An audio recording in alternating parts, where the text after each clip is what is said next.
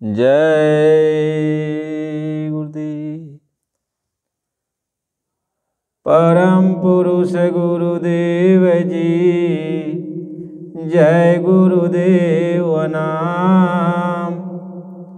अलख अगम के पार में स्वामी तुम्हें प्रणाम। कोटि कोटि करूं वंदना, अरब खरब प्रणाम। चरण कमल बिसरू नहीं, जय गुरुदेव नाम।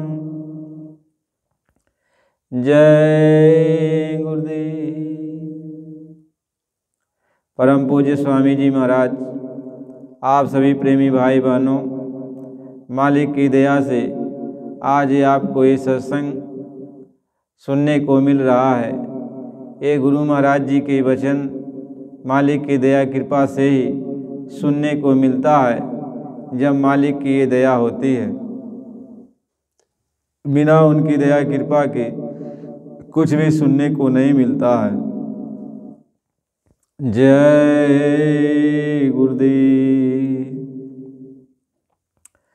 अवधेश के बालक चारी सदा,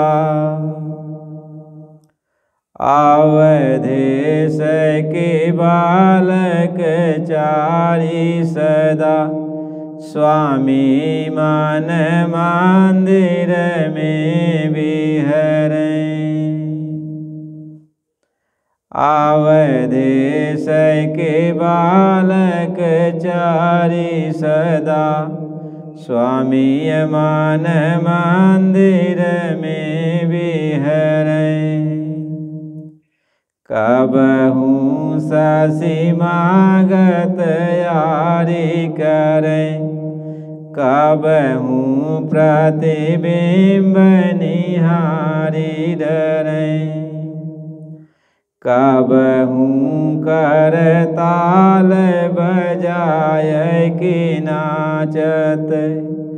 मातु सबय मन मोद भरें, कबहूँ ऋषि आई कहें हाथी के।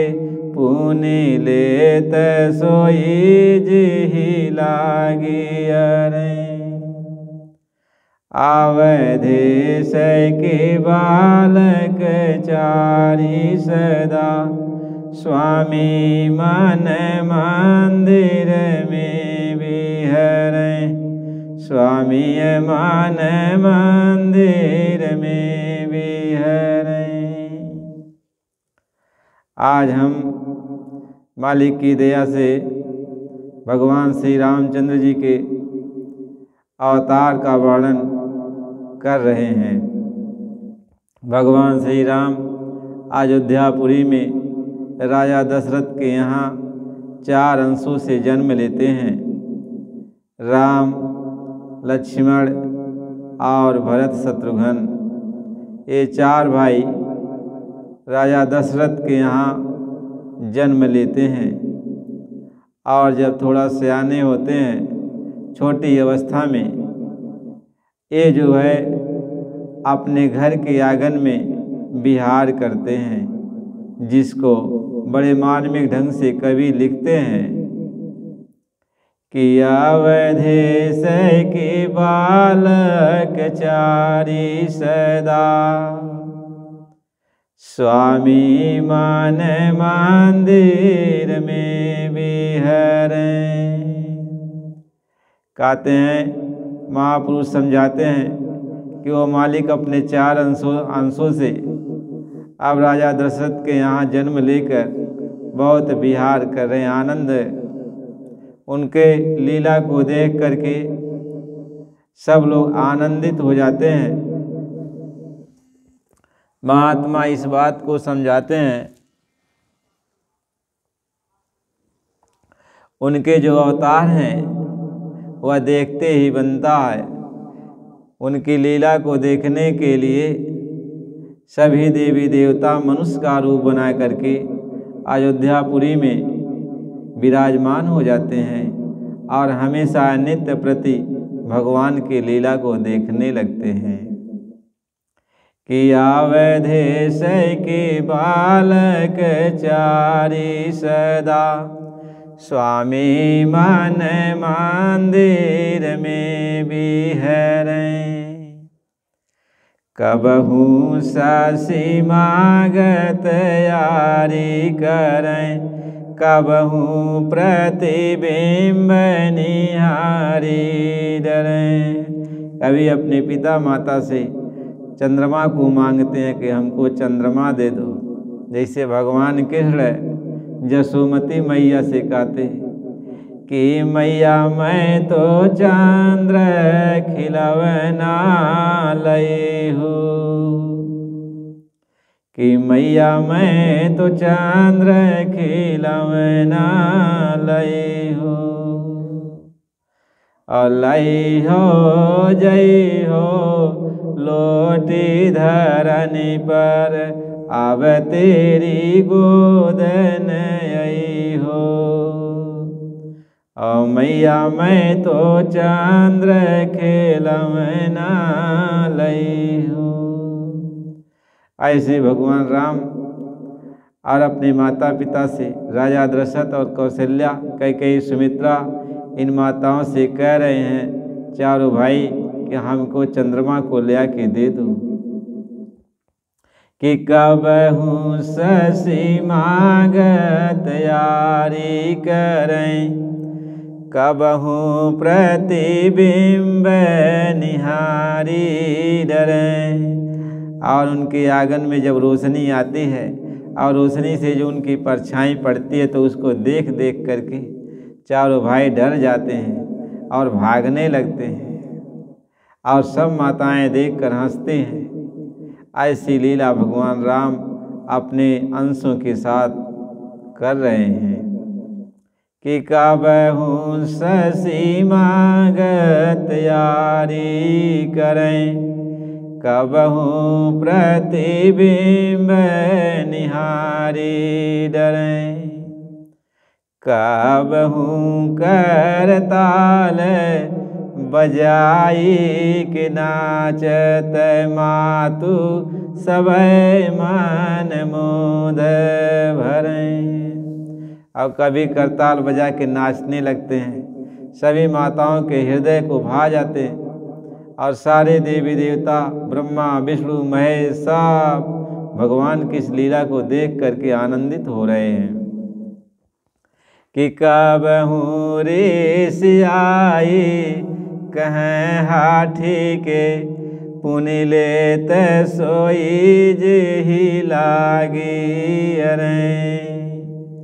अवधेश की बालक चारि सदा स्वामी मन मंदिर में बिहरें। स्वामी मन मंदिर में बिहरें। अब उनके लीला को देखने के लिए सभी लोग आ रहे हैं। भगवान राम बहुत ऐसी मनमोहक लीला करते हैं और उनकी लीला को देख के बड़े बड़े ऋषि मुनि और सब लोग अपने ध्यान को भंग कर देते हैं। कहते हैं जब लीला रघुवर ने की जब लीला रघुवर ने की, मुनि लोगों का ध्यान छोड़ाए दियो रे। मुनि लोगों का ध्यान छोड़ाए दियो रे।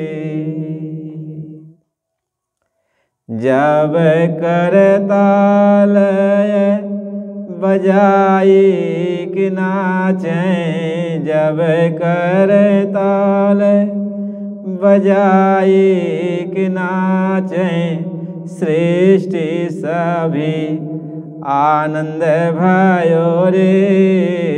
सृष्टि सभी आनंद भयो रे। सृष्टि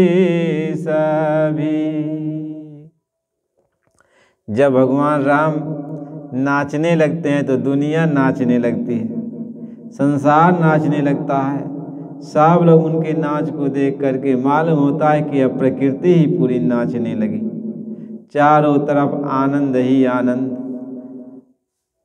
चारों तरफ आनंद ही आनंद की वर्षा होने लगती है। भगवान शिव अपने धाम कैलाश को छोड़ करके अयोध्यापुरी में चले आते, ब्रह्मा भी चले आते, विष्णु भी चले आते, सारे लोग चले आते, सारे देवी देवता चले आते और सब लोग अपना रूप बदल करके अयोध्यापुरी में आकर भगवान का दर्शन करते। महात्मा समझाते हैं ऐसी वहाँ की झांकी है कि वह कहते ही नहीं बनती। इतना मनमोहक दृश्य है, भगवान राम की बाल लीला का ये वर्णन कोई कर नहीं सकता। काकभूषणी जी को पता चला कि भगवान राम का अवतार हुआ और वो लीला कर रहे हैं, तो चले हम भी देखें। तो काकभूषणी जी अपने आसन से उठकर चल देते हैं और अयोध्यापुरी में आकर भगवान राम की लीला को देखने लगते हैं। और भगवान राम अब चारों भाई आपस में मिल करके जो है कुछ खा रहे हैं, रोटी खा रहे, और काकभूषणी जी सोचते हैं कि भगवान का कुछ जूठन मीठन मिल जाता तो ठीक रहता। अब वो भगवान का जूठन खाने के लिए हमेशा भगवान के पास जाते, और जब भगवान के पास काकभूषणी जी जाते तो भगवान राम उनको पकड़ने के लिए दौड़ पड़ते, तो काकभूषणी जी फिर उड़ जाते थे। फिर भगवान राम उनको चिढ़ाते थे, फिर काकभूषणी जी उनके जूठन को खाने के लिए नीचे उतरते और बार बार भगवान राम उनको पकड़ने के लिए दौड़ते। यह बहुत समय तक ये लीला भगवान राम काकभूषणी जी के साथ कर रहे थे। ऐसे करते करते करते करते काकभूषणी जी को भगवान की माया लग गई कि अरे ये भगवान नारायण हैं तो हमें चिढ़ा क्यों रहे हैं। और जैसे उनके अंदर ये भ्रम उत्पन्न हो गया, तैसे ही माया ने घेर ली काकभूषणी जी को। अब भगवान राम अब काकभूषणी जी को पकड़ने के लिए दौड़ रहे हैं और काकभूषणी जी भाग रहे हैं। और जैसे पीछे मुड़कर काकभूषणी जी देखते हैं तो यही देखते हैं कि भगवान राम का हाथ उनके पास पहुंचने ही वाला है, बस 2-4 अंगुल का फर्क है। ऐसे वो तीनों लोक में घूमने लगे, भागने लगे और सब जगह भगवान राम का हाथ पहुंच रहा है। वही काकभूषणी जी लिखते हैं कि मोदे नयन त्रसित मय भयऊ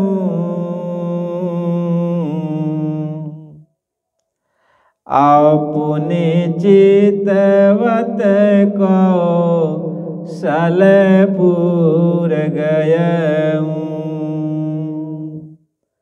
कहते हम हार गए, हमारे समझ में कुछ नहीं आ रहा था। जहाँ तक मेरी गति थी मैं भाग रहा था और जैसे पीछे देखता भगवान का हाथ मेरे पास, और मैं व्याकुल हो गया।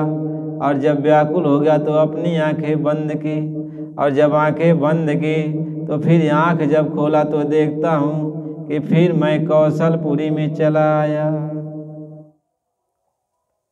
महात्मा ये समझाते हैं, काकभूषणी जी लिखते हैं कि मोहि बिलु के राम मुस्काई और बिहसत तुरंत गयऊ मुख माही। गोस्वामी जी महाराज लिखते हैं कि भगवान राम उनको देख कर हंस दे रहे हैं, और जैसे हंसते हैं तैसे उनके उदर के अंदर काकभूषणी जी चले आ जाते हैं। भगवान राम के अंदर जब काकभूषणी जी चले गए, गोस्वामी जी महाराज लिखते हैं कि उदर माजे सुनु अंडज राया, अदेखूँ बहु ब्रह्मांड निकाया। जब हम भगवान के उदर के अंदर चले गए तो उधर अंड ब्रह्मांड की सृष्टि हमने देखा कि असंख्यों ब्रह्मांड, एक ब्रह्मांड नहीं, असंख्यों ब्रह्मांड उनके अंदर बना हुआ है। और हर ब्रह्मांड में भगवान राम लीला कर रहे हैं। कहते कोटिन गौ, महात्मा लिखते हैं कि कोटिन चतुरा नन गौरीसा, और कोटिन उड़गन रवि रजनीसा। कहने हम करोड़ों करोड़ों ब्रह्मा के देखत है, और करोड़ों करोड़ों विष्णु के देखत है, और करोड़ों करोड़ों शिव जी के देखत है। उनके उदर के अंदर आए असंख्यों ब्रह्मांड हम देखे लगली। और का देखत है, काकभूषणी जी कह रहे हैं कि प्रति ब्रह्मांड राम अवतारा, देखई बाल विनोदय पारा। कहने हम सभी ब्रह्मांडों में भगवान राम का अवतार देख रहे हैं कि अयोध्यापुरी है, और हर अयोध्यापुरी में भगवान राम का अवतार है। अब अपने भाइयों के साथ भगवान राम का अवतार हुआ है, और सब जगह ये वही लीला वो कर रहे हैं। और मेरा भी रूप हर ब्रह्मांडों में है, और मैं वही रूप बनाकर कौवे का और उनका जूठन खाने के लिए हर ब्रह्मांडों में तरस रहा हूँ। काकभूषणी जी कह रहे मैं देख रहा हूँ कि कोटिन दीगे पाल जमे काला, और कोटिन भूधार भूमि विशाला। कहने करोड़ों करोड़ों दिग्पाल के देखत है, करोड़ों करोड़ों धरती के देखत है। हर जगह ही राम के अवतार बा, सब जगह ही लीला करत हैं। महात्मा ही समझावे ने यह तरीका से काकभूषणी जी कहा था, भगवान के अंदर हम सब कुछ देखत है, और सब कुछ देखत देखत थक जात है कि एक कल्प बीत गई। ऐसे हम देखत देखत लेकिन था नहीं पौली, हम था नहीं लगा पाए। काकभूषणी जी कह रहे हैं कि भगवान के रूप को देखते देखते, उनके अवतार को देखते देखते हमको एक कल्प बीत गया, लेकिन हम भगवान के अवतार का वर्णन नहीं कर पा रहे हैं। महात्मा ये समझा रहे हैं कि इस तरह से भगवान राम के लीला को देखते देखते मेरी आंख फिर बंद हो गई, और जब बंद हो गई तो बेहसत ही मुख बाहरे आयऊँ हे मति धीर, और सोई लड़काई मोसन करन लगे पुनि राम। काने अंदर देखत देखत देखत देखत फिर एक जगह ऐसा लीला होता, और हम देखे लगली उनका फिर हंसी देने, और जब हंस देने तो फिर हम बाहर ही चले अली। हम फिर बाहर चले आते हैं, और फिर वही लीला भगवान हमसे कह रहे हैं। हमने आंख बंद कर दिया, भगवान के चरणों पर गिर पड़े कि हे मालिक, आपकी महिमा अपरंपार है, आपकी लीला अपरंपार है, और कोई आपकी माया से पार नहीं पा सकता है। महात्मा ये समझाते हैं, काकभूषणी जी भगवान के चरणों पर गिर कर रोने लगे। तब भगवान राम ने कहा, हे काकभूषणी, मैं तुमसे बहुत प्रसन्न हूँ, जो भी वर मांगना चाहते हो तो मांग लो। तो काकभूषणी जी ने कहा, मुझे कुछ ना चाहिए, सिर्फ आपकी अविरल भक्ति चाहिए, और मुझे कुछ ना चाहिए।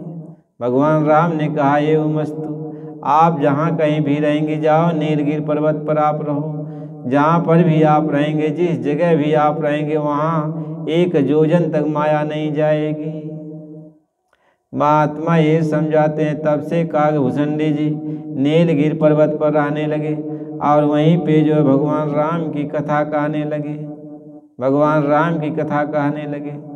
महात्मा ये समझाते हैं कि भगवान की महिमा अनंत है, भगवान के गुणगान अनंत हैं, भगवान का महिमा कोई गा नहीं सकता।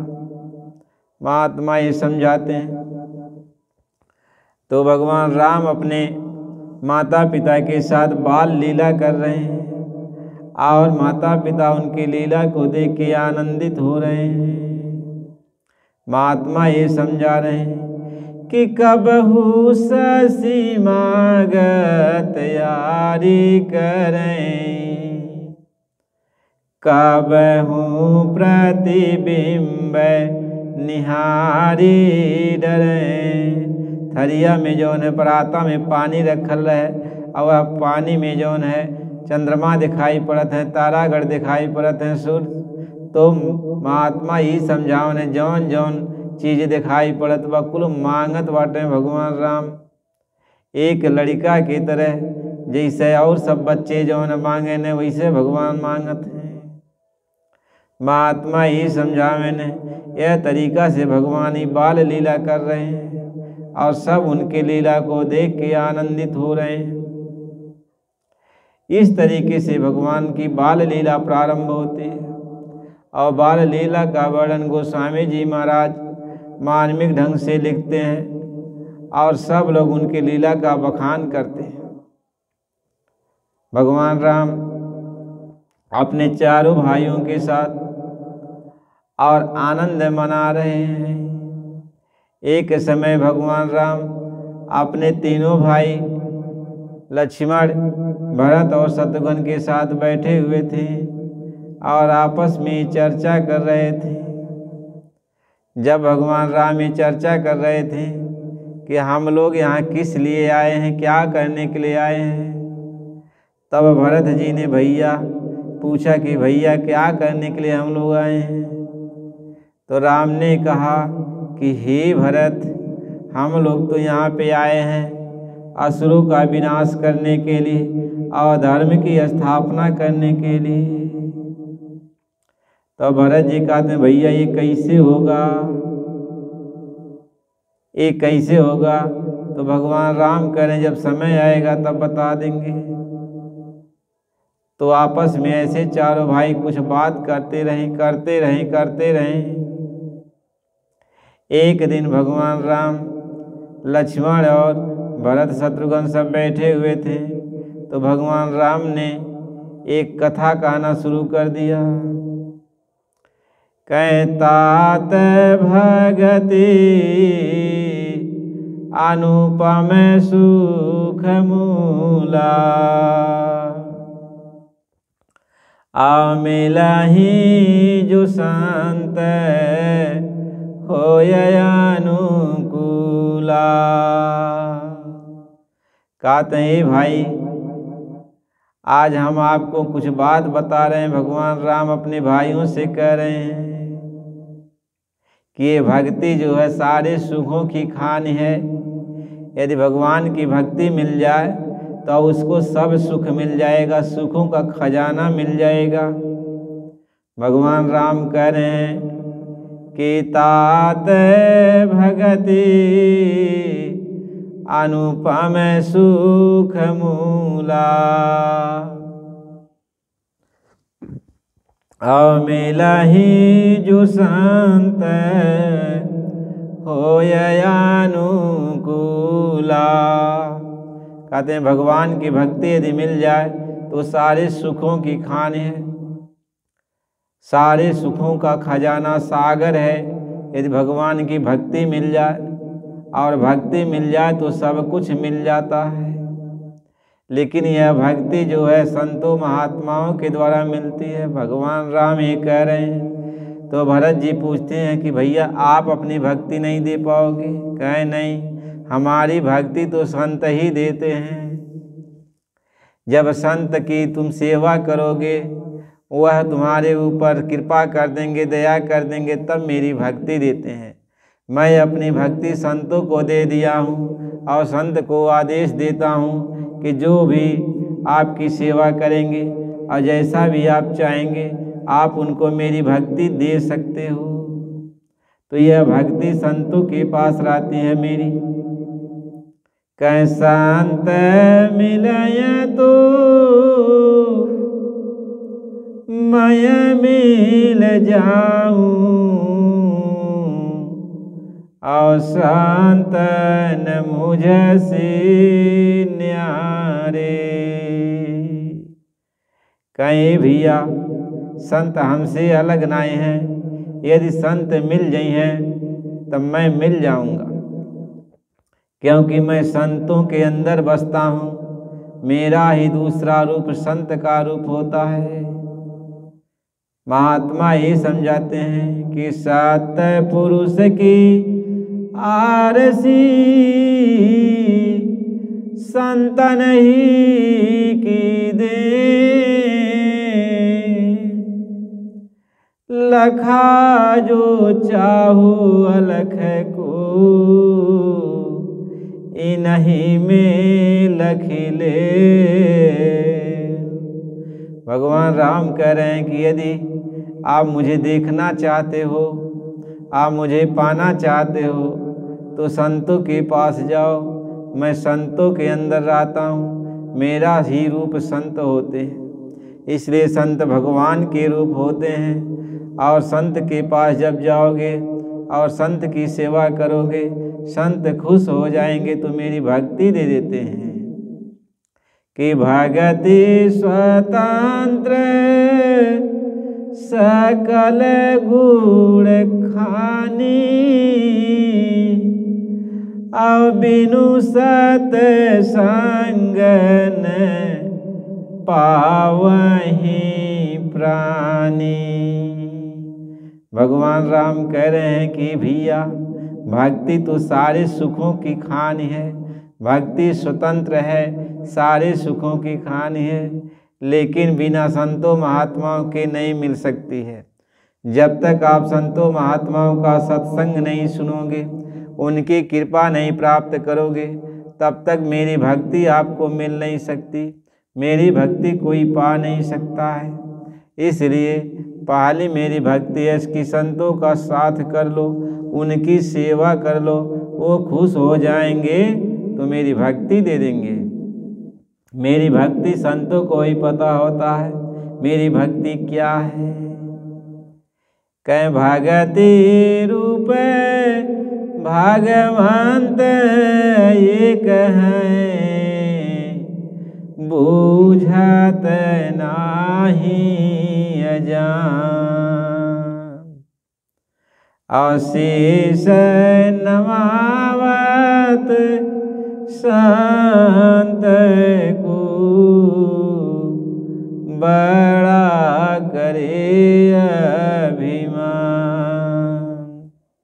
कह भक्ति का जो रूप है वही भगवान का रूप है, और भगवान का जो रूप है वही संतों का रूप है।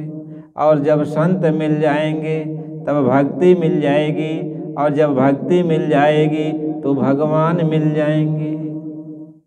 भगवान के मिलने का सहज जो तरीका है वह संतों से मिल जाओ। कि बिना हारी कृपा मिलय नाही संता, और संत बिना नाही पावहीं पंथा। कह बिना हरि की कृपा के, बिना भगवान की कृपा के संत ना मिल सके न। जब भगवान के कृपा हुई, बहुत बड़ी उनके दया हो जाए, तब संत महात्मा मिले हैं। और जब संत महात्मा मिले हैं तो भगवान के मिलने का रास्ता बता दिए और भक्ति दे दी है।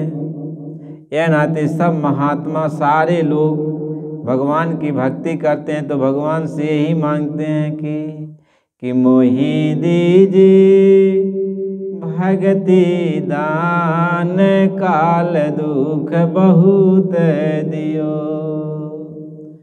मोहे दीजे भगति दान काल दुख बहुत दियो। कहे मालिक मुझे आप अपनी भक्ति दे दीजिए, भक्ति दे दीजिए। भगवान कहते हैं भक्ति जब संतों महात्माओं के पास जाओगे तब मिल जाएगी। और आप सीधे भगवान से भक्ति मांगते हो और भगवान कहते हैं भक्ति मैंने संतों को दे दी है, यह अधिकार संतों के पास है मेरी भक्ति देने के लिए। तो आप संतों के पास जाओ। भगवान की भक्ति प्राप्त करना चाहते हो तो आप संतों के पास जाओ और संत की सेवा करो तो भगवान मिल जाएंगे। तो आप भगवान की सेवा करते हो और संतों की सेवा नहीं करते। ये नहीं जानते हो कि जब इस धरती पर भगवान आता है तो संतों के रूप में ही आता है और संतों के रूप में आकर के वह अपना भेद बताता है। महात्मा ये समझाते हैं। इसलिए हमेशा संतों महात्माओं की कदर करनी चाहिए।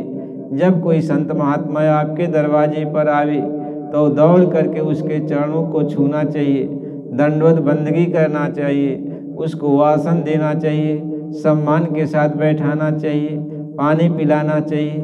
महात्मा ये समझाते हैं। आप ये सोचते हो कि हम इनकी क्यों सेवा करें, आप नहीं जानते हो। कह संतन आवत देखी की अवथर हर कांपै दे।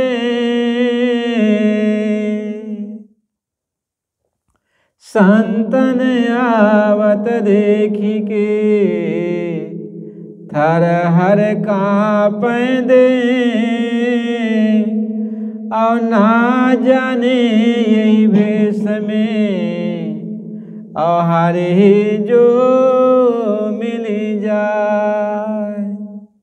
महात्मा ये समझाते ना जाने इन्हीं के वेश में भगवान मिल जाए। इसलिए संतों महात्माओं की कदर करनी चाहिए, उनकी इज्जत करनी चाहिए, उनको सम्मान देना चाहिए। लेकिन आप ऐसा नहीं करते। महात्मा ये समझाते आप ऐसा नहीं करते। यही सबसे बड़ी भूल आप अपने जीवन में करते हो। भगवान राम बहुत प्यार से सबको समझाते हैं, प्यार से हर बात को बताते हैं।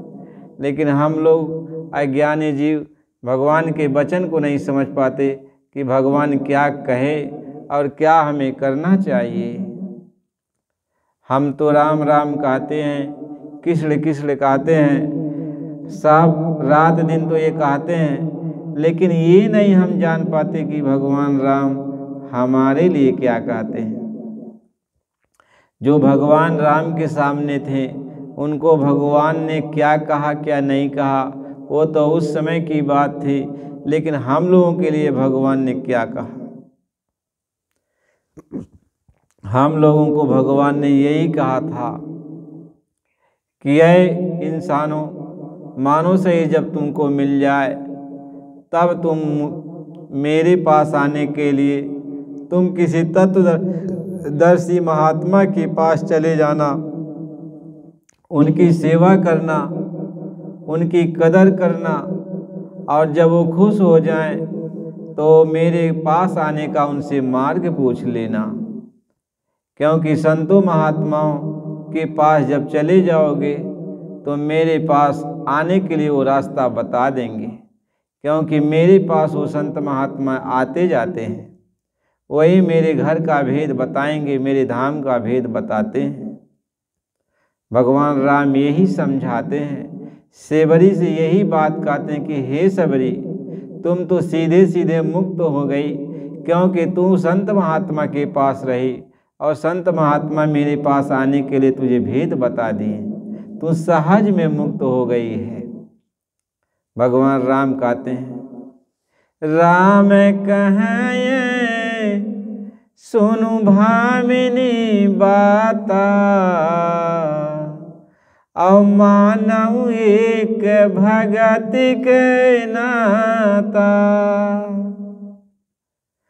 कहते हैं हे शबरी, हमारे पास एक भक्ति का नाता है, जाति पात का नहीं कि कौन किस जात का है कौन किस जात का है। जात पात से कोई मतलब नहीं होता, मतलब सिर्फ भक्ति से होता है। किसी भी जात पात में कोई जन्म ले, लेकिन यदि वह मेरी भक्ति करता है तो मेरे लिए वह मेरे प्राण के समान है। कि महात्मा ये समझाते कि भगतिहीन सोहै नार कैसे। महात्मा समझाते कि भगतिहीन सोहै नार कैसे, अबिन बारिधि देखऊं जाल जैसे। कहीं भक्ति के बिना मनुष्य उसी तरीके से रहता है कि जैसे बादल है लेकिन उसमें पानी नहीं है। ऐसे ही जिन मनुष्यों को मानव शरीर मिल गया, जिन लोगों को, और वो भगवान की भक्ति नहीं करते, वह इसी तरीके से सुने सुने रहते हैं, सुने सुने रहते हैं। भगवान कहते हो मुझे अच्छे नहीं लगते। इसलिए आप संतों महात्माओं के पास जाकर मेरी भक्ति करने का मार्ग ले लो और मेरी भक्ति का वो मार्ग बता देंगे। क्योंकि मेरी भक्ति का जो मार्ग है वह खुला हुआ नहीं है, वह लिखने पढ़ने वाला नहीं है, वह संतों के पास है। भगवान राम कह रहे हैं कि हे शबरी सुनो, मेरी भक्ति का राज बहुत गोपनीय है, यह कोई जानता नहीं है।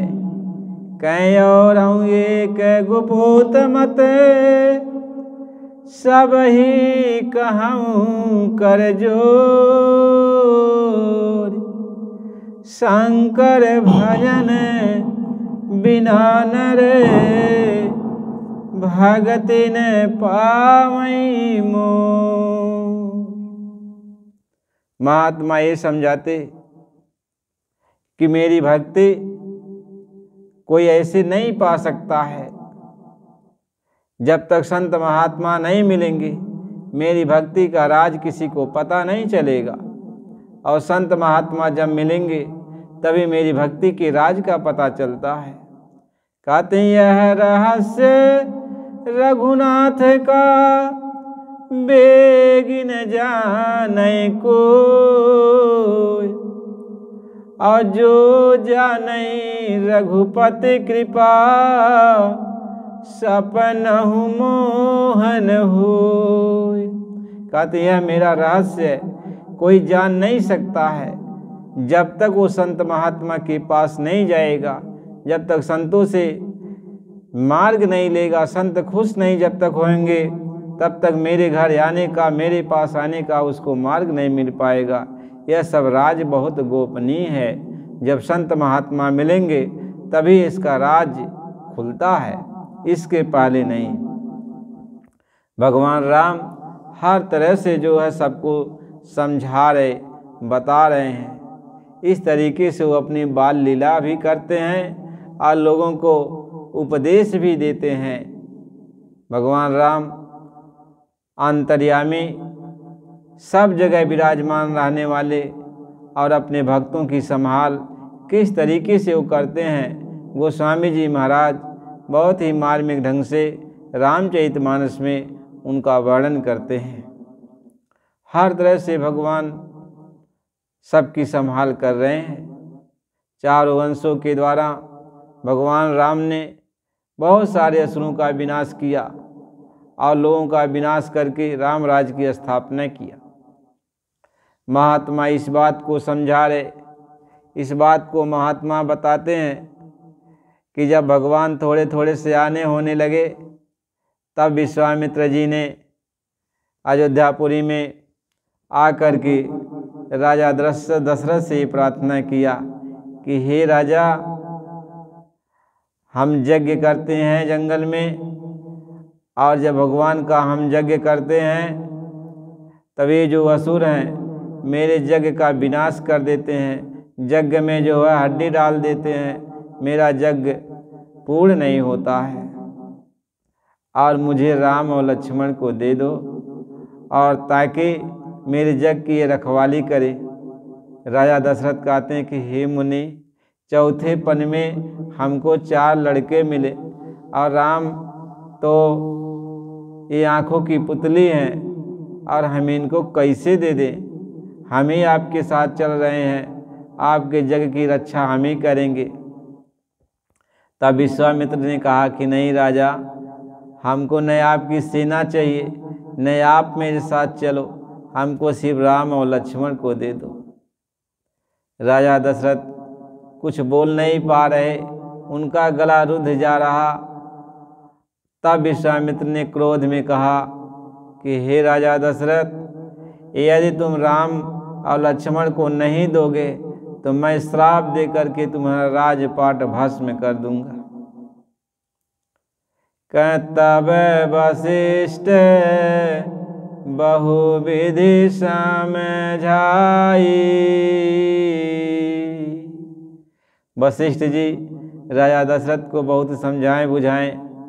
तब राजा दशरथ ने राम लक्ष्मण को विश्वामित्र को दे दिया। महात्मा ही समझाते हैं, अब विश्वामित्र जो है राम लक्ष्मण को लाकर अब अपने जग की रक्षा करवा रहे हैं। बड़े बड़े राष्ट्रों का भगवान राम और लक्ष्मण विनाश कर रहे हैं और जग की रक्षा कर। यहीं से उनका शुरुआत होता है राष्ट्रों का वध करना। बाल अवस्था से ही उन्होंने एक लीला शुरू की और जो है असुरों का विनाश करना शुरू किया। महात्मा ये समझाते हैं कि जब भी ये शक्तियाँ इस धरती पे आती हैं, जब भी शक्तियाँ इस धरती पे आती हैं तब वो अपनी लीला शुरू कर देती हैं, और उनकी लीला में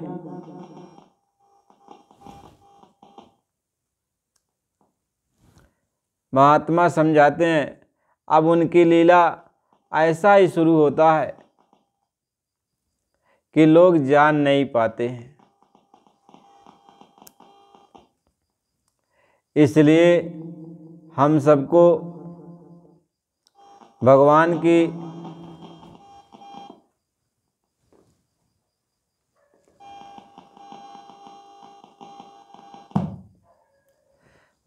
की लीला हम सबको सुनना चाहिए,